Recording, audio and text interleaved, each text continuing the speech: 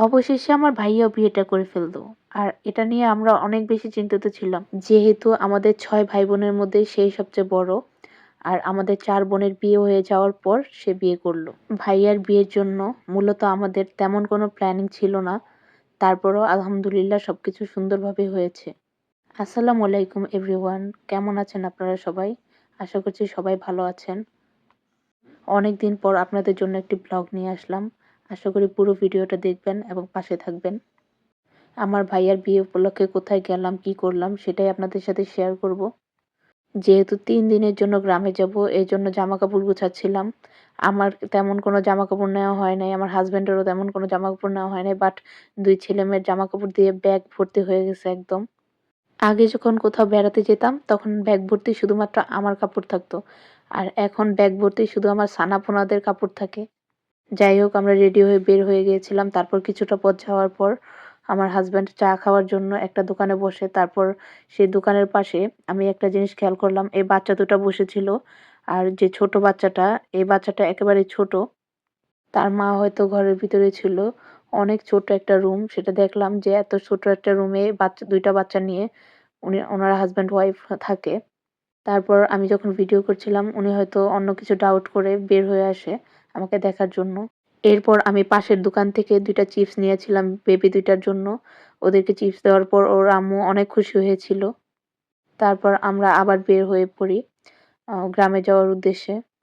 আমি আর আমার হাসব্যান্ড বাইকে করে গিয়েছিলাম আর বেবি সহ বাকি ফ্যামিলি মেম্বাররা প্রাইভেট কারে ছিল। আমি যেহেতু প্রাইভেট কার আর বাসেও অনেক বমি করি, এজন্য সচরাচর আমি প্রাইভেট কার বা বাসে উঠি না। তাই সে অলওয়েজ আমার জন্য এই স্যাক্রিফাইসটা করে। সে আমাকে নিয়ে বাইকে করে যায়। আমি জানি তার বাইক জার্নি করতে, বাইক চালাতে এত দূরে অনেক কষ্ট হয়। তারপর সে আমার জন্য স্যাক্রিফাইস করে। এটার জন্য আমি তার কাছে অনেক বেশি কৃতজ্ঞ। আমরা রোডে ২ জন বাইক থামিয়ে কিছুক্ষণ ওয়েট করছিলাম যে আমাদের গাড়ি কখন আসবে, আমরা কখন একসাথে বের হব। তারপর কিছুক্ষণ পরে আমাদের গাড়িটা চলে আসে। বাট আনফরচুনেটলি আমাদের গাড়িটা ওভার স্পিডের মামলা খেয়ে যায়। তারপর আমার হাসব্যান্ড গিয়ে এই বিষয়ে কথা বলতেছিল। তারপর প্রায় ০.৫ ঘন্টার মতো আমরা রোদের মধ্যে দাঁড়িয়েছিলাম। অনেক কষ্ট হয়েছিল আমাদের। মামলা মিটমাট করে আমরা চলে আসি বাসায়। অনেক বেশি টায়ার্ড ছিলাম, এজন্য ভিডিও করা হয় নাই। এটা ছিল সন্ধ্যার পরের ভিডিও। বাচ্চাগুলো নাচতেছিল। এখন যেটা দেখছেন এটা হচ্ছে তার পরের দিন আমরা বউ আনতে যাচ্ছি, মানে বরযাত্রা যাচ্ছি।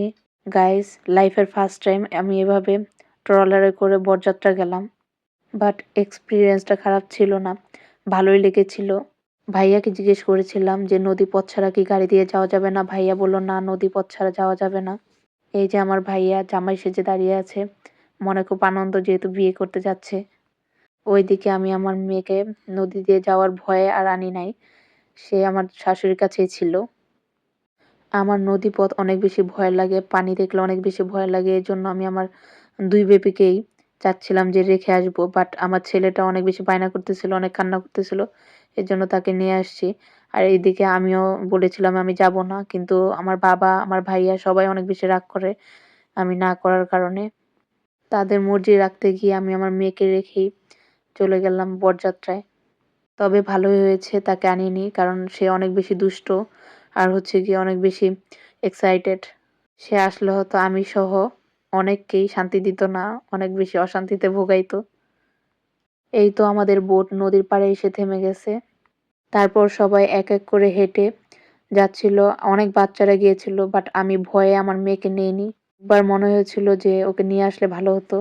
আবার মনে হয়েছে যে না, ও বাসায় ভালো আছে ওর দাদুর কাছে। ভাবিদের গ্রামটা আসলে অনেক সুন্দর, যেহেতু নদীর পাড়ে, নদীর কাছে। খুবই সুন্দর একটা জায়গা। আমার কাছে মোটামুটি খুবই ভালো লেগেছিল। আমি এনজয় করেছি। আমি ঘুরে, ঘুরে দেখছিলাম আর ভিডিও করছিলাম। আসলে এই টাইপের গ্রামগুলো আমার খুব ভালো লাগে, যেহেতু নদীর পাশে। আর আমার মনে হয় শীতের দিনে আরো বেশি সুন্দর লাগবে। এই তো গেট ধরে সবাই দাঁড়িয়ে আছে। আমরা যাচ্ছি জামাইকে নিয়ে। এখানে যারা গেট ধরতে এসেছিল তারা অনেক বেশি দুষ্টুমি করেছিল, মজা করেছিল। আমরাও অনেক বেশি দুষ্টুমি করেছিলাম। তারপর তাদের গেটের ডিমান্ড মিটিয়ে দেওয়ার পর আমরা ভিতরে ঢুকি। এরপর ভিতরে ঢুকে সবাই খাওয়া-দাওয়ার জন্য বসে পড়েছিল। আমিও খেয়ে নিয়েছিলাম তাদের সাথে। এমনিতে অনেক বেশি ক্ষুধা লাগার কারণে খেয়ে ফেলেছিলাম। তারপর আবার বরকে যখন খাবার দিয়েছে, মানে আমার ভাইয়াকে যখন খাবার দিয়েছে, তখন সবাই ডাকতেছে খাওয়ার জন্য। বাট আমার পেটে এক ফোঁটাও জায়গা ছিল না খাওয়ার মতো। এরপর এই যে আমার ছোট বোন আর ছোট বোনের হাসব্যান্ড ওরা হচ্ছে গিয়ে ছবি তোলায় এত বেশি ব্যস্ত যে খাওয়া-দাওয়া সব রেখে আগে ছবি তুলে নিচ্ছে। তারপর ভাইয়াকে খাবার দিচ্ছিল সেটাও একটু ভিডিও করে নিচ্ছিলাম। এখানে ভাইয়াকে জোর করে খাওয়াচ্ছিল, দুষ্টুমি করতেছিল। আর আমিও একটু রেগে গিয়েছিলাম। বললাম যে, "জোর করে খাওয়ানোর কি আছে? তার তো ২ টা হাত আছে। সে তো খেতে পারবে হাত দিয়ে।" আর এইদিকে আমার জামাই একটু পরপর হাওয়া হয়ে যায়। তাকে আমি একটুও খুঁজে পাচ্ছিলাম না। সারা বিয়েবাড়িতে তার সাথে আমার একটা ছবিও নাই। তারপর আর ভিডিও করা হয় নাই। বউ নিয়ে বাসায় চলে আসছিলাম।